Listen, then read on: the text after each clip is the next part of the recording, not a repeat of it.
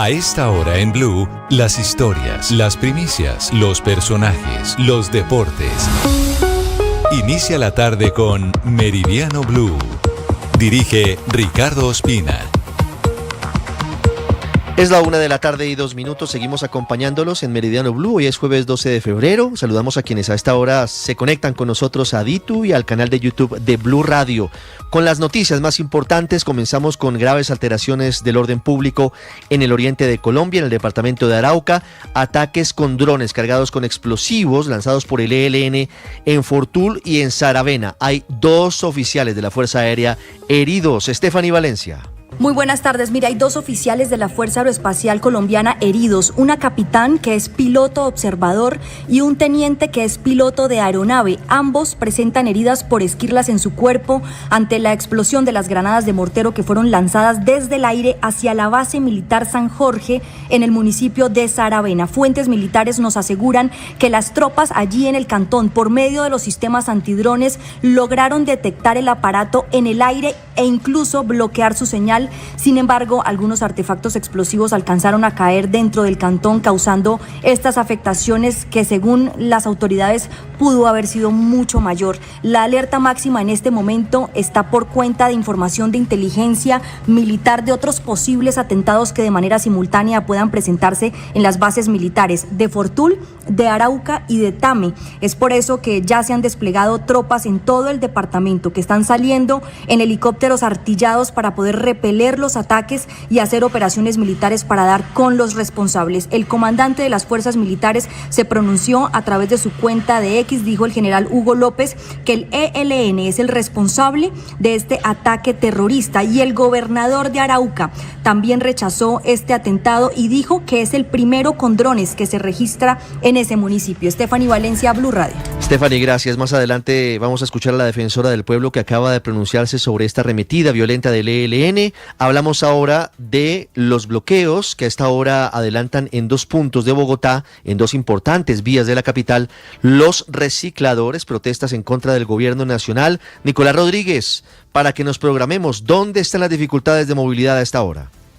Ricardo, sí señor, mucha atención, buenas tardes. A esta hora permanecen los bloqueos y ese plan Tortuga sobre la NQS con calle 90, esto en sentido norte-sur, un recorrido que inició sobre la autopista norte con calle 95, un bloqueo en la calzada central y un bloqueo a la calzada lateral por parte de un grupo de recicladores, así como lo hicieron al inicio de este año. Pero mucha atención porque por la misma NQS, pero por la altura de la calle 26 en el sentido sur-norte, se mantiene este plan Tortuga sobre el carril central de ese grupo de manifestantes recicladores que inició los bloqueos desde las 6:30 de la mañana, que paralizó Transmilenio a lo largo de la mañana y que también tuvo la intervención de la Fuerza Pública del UNDEMO. En principio se creía que iban a llegar al Consejo de Bogotá para mantener esta discusión allá, pero no, se van a reunir estos 2 grupos, el de la 26 con NQS y el de la NQS con calle 90, por lo cual la situación a lo largo de la tarde en este punto del norte de la capital se puede complicar. Hay atención de la Fuerza Pública, hay atención del UNDEMO, pero hay algunos camiones que ya están obstaculizando el paso sobre esta importante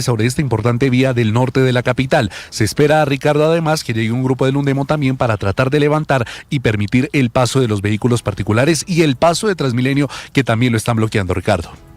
Hay plan Tortuga también de los trabajadores de Migración Colombia en la salida y entrada de pasajeros de vuelos internacionales en el aeropuerto José María Córdoba, que sirve a Medellín, el aeropuerto de Río Negro. Felipe García Solano, son interminables las filas a esta hora. Sí, Ricardo, es que miles y miles de viajeros internacionales están sufriendo las medidas de presión que están implementando los funcionarios de Migración Colombia por la falta de personal. En este momento solo hay 5 personas que están prestando su servicio, retrasando hasta 7 veces más la atención de todas estas personas. Carlos Galvis, presidente de OSEMCO para Antioquia y Chocó. Cuando hay una de esas horas pico, al nosotros implementar ya el manual como corresponde, la atención de un viajero ya no pasa de 1 minuto, como lo hacemos normalmente, sino que puede redondear entre los 5 a los 7 minutos. Los funcionarios aseguraron que hoy en el aeropuerto de Río Negro se necesitan por lo menos 20 personas más para las salas de migración que puedan funcionar con normalidad. De momento sigue el plan reglamento allí en el oriente antioqueño, Ricardo.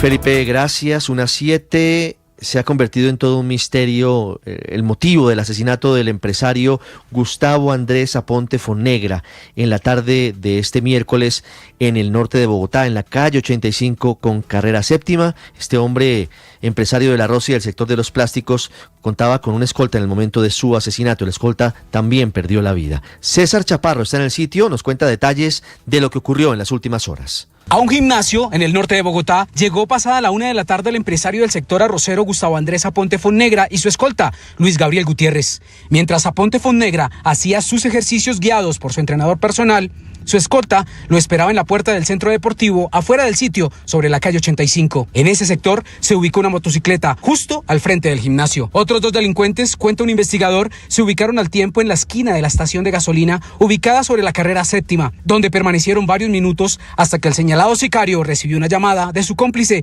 quien lo alertó, pues la víctima ya estaba saliendo del gimnasio hacia las 3:40 de la tarde. Tras la llamada, el sicario, que vestía saco y corbata para no llamar la atención de las autoridades y escoltas que permanecen en la zona, caminó unos 15 metros y disparó en una oportunidad contra el empresario y en 3 oportunidades contra el escolta Luis Gabriel Gutiérrez. Tras el doble crimen, el sicario corrió de nuevo 15 metros hasta la carrera séptima, donde lo esperaba la otra moto, y huyó. Esta mañana al sitio del ataque llegó Miguel Ángel Gutiérrez, hermano de Luis Gabriel Gutiérrez, el escolta. ¿De cuánto trabajaba él como escolta de don Gustavo?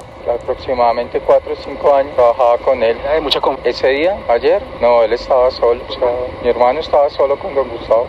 ¿Y normalmente cuántas personas eran parte del esquema de seguridad? No sé cuánto era el esquema, cuántos estaban distribuidos, sí, pero eran varios, sí. Se turnaban y eso para el esquema de seguridad con él. ¿Lo poco que usted hablaba con él, tenía amenazas o tuvo amenazas? No, él nunca nos manifestó que tuvieran amenazas o algo por el estilo, nunca nos lo mencionó. Por eso se nos hace muy extraño todo esto de tan repentino, es algo de no creer, hermano. Mientras tanto, investigadores de la SIJIN continúan en la zona buscando testimonios y también videos que permitan ubicar a los asesinos. 1:09. Tenemos en nuestro poder el informe de inteligencia que dio pie al retiro de la policía del general Edwin Urrego, supuestamente porque, dijo el presidente, intentaba sembrarle droga en su camioneta para frustrar su encuentro con el presidente de Estados Unidos, Donald Trump. La verdad es que no menciona nada de ese intento supuesto, y el documento incluso abre la puerta de que el anónimo sobre el que se basa esta información pueda ser producto de una disputa interna en la policía. Felipe García. Hola Ricardo, sí señor, es un documento que se titula Verificación posible supuesta conspiración contra el señor presidente de la República y el señor ministro, esto refiriéndose por supuesto a Armando Benedetti, el ministro del Interior.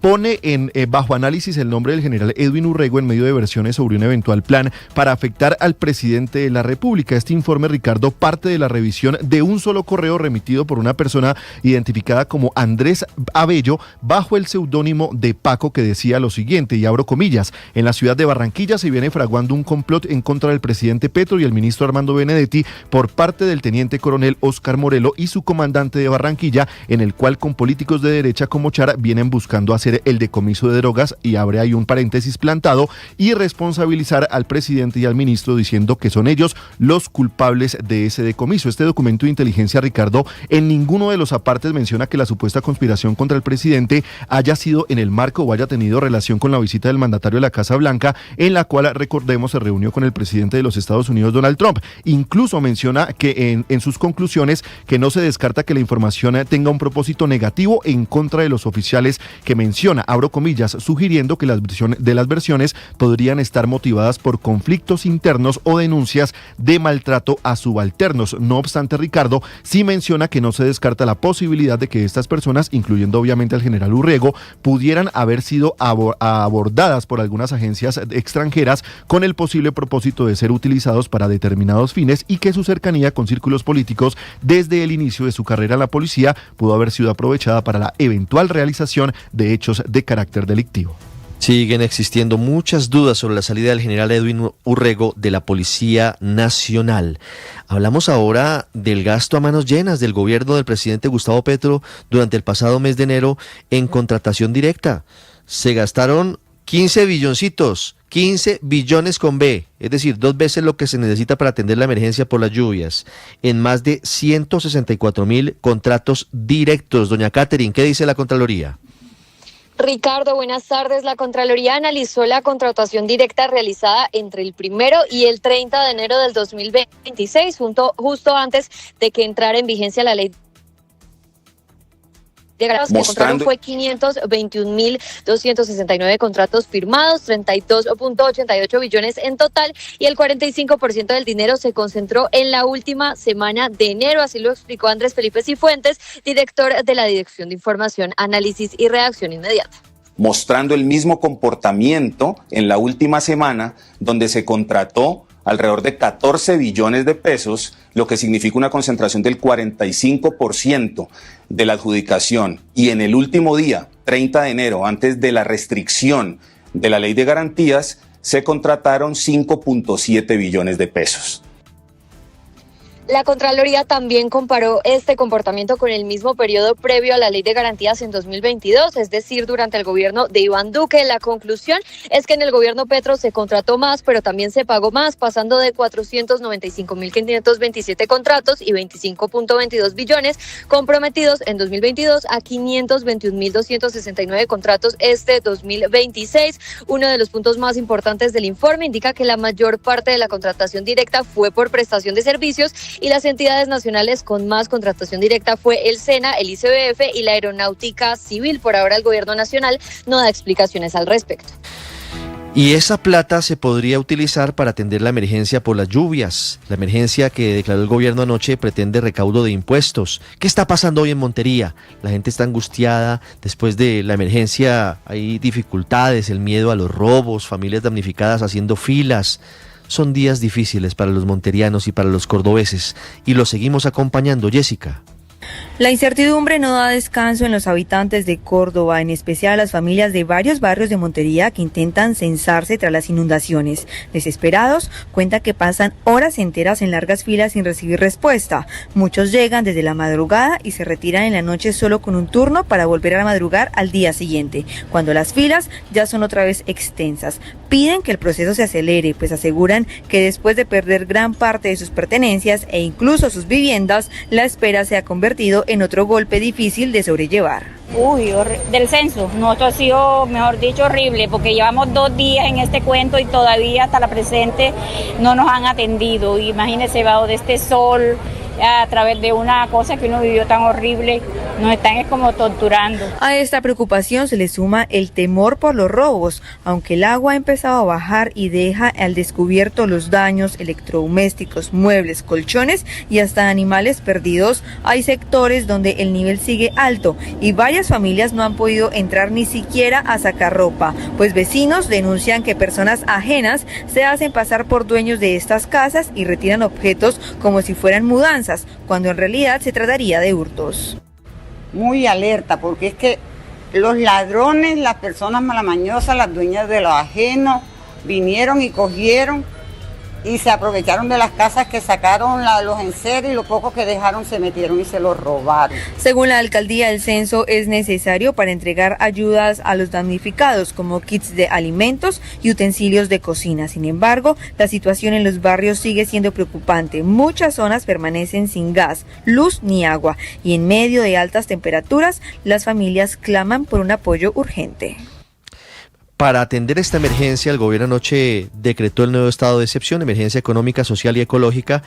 El gobierno ha pedido un recaudo de 8 billones de pesos, dice que va a crear un nuevo impuesto al patrimonio de las grandes empresas del país, y el Banco de la República está fijando una dura postura frente a estas declaratorias de emergencia, porque dicen, sobre todo en la del mes de diciembre que quedó suspendida, aceleran el gasto del Ejecutivo. Laura Olarte.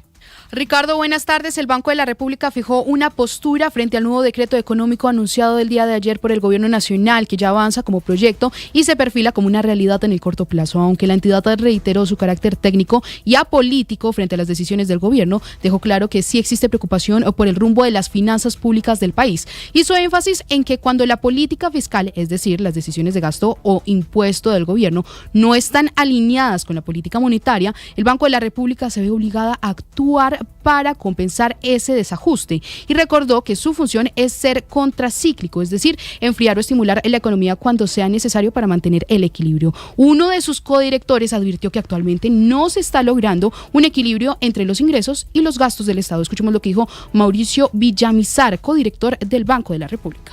Hoy en día Colombia está gastando a un ritmo bastante acelerado y no está recaudando al ritmo que se requiere. Entonces estamos casi como en modo pandemia sin estar en una pandemia. Y eso sí nos perjudica, nos hace la labor más difícil de lo que nosotros tenemos que hacer. Estamos casi como en modo pandemia sin estar en una pandemia, fue lo que mencionó el directivo comparando la situación actual con la pandemia que vivimos años atrás, época en la que el gobierno tuvo que expandir fuertemente el gasto para enfrentar la crisis. Conectamos ahora a Caracas. Todo está listo para la aprobación esta tarde de la ley de amnistía en el Parlamento de ese país, mientras de una forma que hasta hace algunos días era inusual, hay manifestaciones ciudadanas de universitarios pidiendo la liberación de todos los presos políticos. Están pasando muchas cosas en tiempo real, minuto a minuto en Venezuela. Santiago Martínez. Hola, sí Ricardo, feliz tarde, 2:18 aquí en Caracas. Está justamente en este momento iniciando la sesión parlamentaria de este jueves. Están leyendo el orden del día, único punto del orden del día, la segunda discusión de la ley de amnistía, son 13 artículos, lo que tenemos entendido. Se comenzará a discutir pues en breves instantes que comience toda la parte protocolar. Ya Jorge Rodríguez, presidente del Parlamento, está allí sentado, lo vemos en este momento sentado allí en la presidencia, en el hemiciclo protocolar, ya dando inicio a lo que es esta sesión parlamentaria. Ya hay quórum reglamentario, está la oposición y está el gobierno. A las afueras de este Parlamento, Ricardo, hay protestas, hay marchas, hay manifestaciones, porque hoy es el Día de la Juventud acá en Venezuela, y entonces chavismo y oposición, de alguna manera, pues salen a protestar. Cubrimos más temprano lo que fue el movimiento estudiantil, la Universidad Central de Venezuela, la más importante acá en Venezuela. Ellos marcharon por la Universidad Central de Venezuela, intentaron salir, pero un cordón policial se lo impidió. Sin embargo, pues ahí estuvieron pues reclamando y exigiendo libertad de los presos políticos y todo lo que tiene que ver con ley de amnistía. Uno que estaba allí era Ramón Centeno, que fue un periodista que tuvo 4 años encarcelado por temas políticos, salió en silla de ruedas y estaba allí apoyando, y esto nos decía, escuchemos. Hoy la ley de amnistía tiene que ser perdón, pero un perdón con memoria. Mira aquí detrás de mí, cuántas familias hoy están siendo ese eco fuerte, portentoso desde la casa que vence la sombra. ¿Para qué? Para que los candados se terminen de abrir. Y por eso estoy aquí, nada más. Yo no quiero ser protagonista de ningún tipo, sino protagonista del cambio en Venezuela, para que mis compañeros dejen de sufrir. Mujeres y hombres inocentes hoy están allí. Yo, por ejemplo, dejé a más de 80 compañeros, que sé que son inocentes, en el helicóptero, en el rodeo, en Yare, Ricardo, como te comentaba, está por comenzar ya la sesión parlamentaria. De hecho, ya comenzó. Están leyendo todo lo que pasó en la sesión anterior. Están leyendo el orden del día. Están chequeando lo que es el quórum correspondiente. Ya pues, está por comenzar la sesión parlamentaria para la aprobación de la ley de amnistía. Ricardo. Muy bien, muy pendientes de usted, Santiago, que está en la sede de la Asamblea Nacional del Parlamento Venezolano en Caracas. Otras noticias del mundo: con el fin del operativo contra migrantes irregulares de ICE en Minnesota, los bombardeos rusos contra la infraestructura energética de nuevo en Ucrania y la red de satélites de Amazon que ya va hacia el espacio. César Moreno. Hola, muy buenas tardes. Tom Homan, nombrado zar de la frontera por Donald Trump, anunció que la brutal operación contra la inmigración lanzada a principios de diciembre en Minnesota por la Casa Blanca ha concluido. I have proposed and President Trump has concurred that this surge operation conclude. En estos 72 días, un destacamento de hasta 3.000 federales, entre miembros del Servicio de Aduanas y Control de Inmigración ICE y de la patrulla fronteriza, han estado desplegados en la ciudad de Minneapolis. En ese tiempo, la policía migratoria de Trump ha llevado a cabo detenciones ilegales, arrestado a niños de 5 años como Liam Conejo, y miembros de esos cuerpos federales mataron a 2 ciudadanos estadounidenses, Renee Good y Alex Preedy. Ataques nocturnos rusos contra Ucrania mataron a 2 civiles y dejaron sin calefacción a unos 2.600 edificios residenciales en Kiev, la capital, en pleno invierno. La temperatura en Kiev en la noche llega a los 20 grados bajo cero. Sin calefacción, las personas mueren de frío literalmente. Con estos bombardeos ya son 100.000 hogares sin energía y por ende sin calefacción en la capital ucraniana. Naciones Unidas instó a Moscú a detener sus ataques contra las instalaciones energéticas de Ucrania, que están dejando una población población civil que ya lleva mucho tiempo sufriendo sin calefacción, agua y electricidad adecuadas en un invierno insoportablemente duro. En este sentido, la ONU recuerda que atacar infraestructuras civiles está prohibido por el derecho internacional humanitario. 3, 2, 1, top, allumage VSR y décollage. El cohete europeo más poderoso con 4 propulsores, el Ariane 6, despegó desde el centro espacial de Kourou, en la Guayana francesa, con 32 satélites de comunicaciones para la red Amazon Leo de Jeff Bezos, que busca competir con el Internet Starlink de Elon Musk. Leo es un grupo de satélites con la que Amazon pretende llevar Internet rápido y asequible a quienes están fuera de alcance de las redes existentes. 1:22 en deportes. Don Octavio Sazo, buenas tardes. Siempre creímos en la capacidad goleadora del Tigre Falcao, a pesar de sus 40 años. Ya mojó en Millonarios, como dicen ustedes los comentaristas deportivos. Anoche hizo gol en el partido que jugó el equipo embajador. Exactamente, Richie, con las buenas tardes y el saludo para todos. Literalmente, además, en medio de la lluvia capitalina, apareció Radamel para marcar la diferencia y darle la primera victoria del torneo a Millonarios. Hablaremos de eso, de lo que va a suceder el día de hoy en el torneo local, porque también va a jugar Junior, porque va a jugar Atlético Nacional, porque hay fútbol en Argentina, en Brasil, en diferentes lugares, porque además hay un clásico de España entre el Atlético de Madrid y el Barcelona en la Copa del Rey, así que hay muchas novedades con respecto a eso y a todos los movimientos que hay alrededor del fútbol colombiano. Todo eso en minutos acá en los deportes en Meridiano Blue. Voy con Andrea, con Toño y con